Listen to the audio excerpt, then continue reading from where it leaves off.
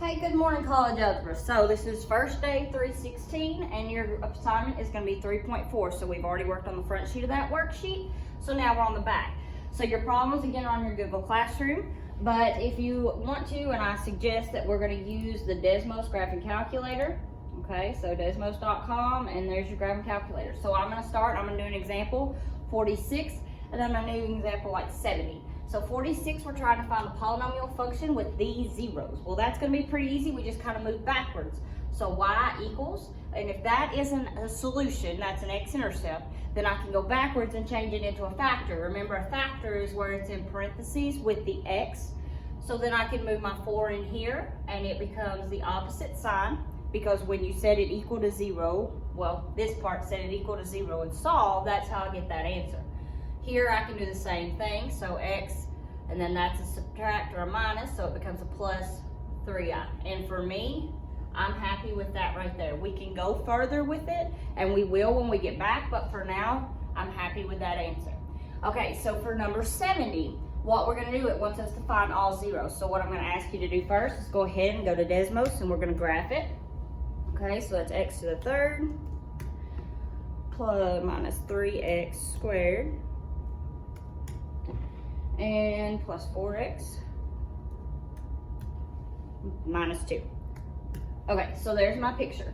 So the very first thing I need to do is find where is the 0. So again, zeros, roots, solutions, they are all those x-intercepts. So I can clearly see I have one right there, which is going to be at -1. So, or no, +1. Desmos is really good because it actually will pop it up for you in most cases, the x-intercept and the y-intercept. So all I need is, once I find an x-intercept, okay, so graph, find x-intercept, that becomes the outside of my synthetic division. So I'm going to use the +1 because the solution goes here. I have x cubed, which is my largest, so stair step it down. Cubed, squared, x, then my number. So that's 1, -3, 4, -2. This comes down, multiply, add. Multiply, add. And then multiply, add. So then that gave me a remainder of 0. So your answer starts 1 degree less. So that's 1x squared minus 2x plus 2.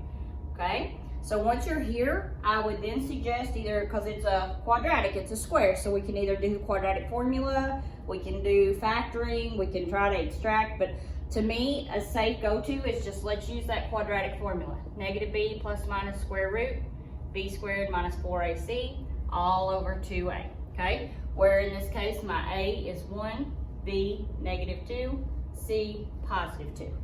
Okay, so when I substitute everything in, got -2 plus minus square root -2 squared minus 4 times a times c all over 2a.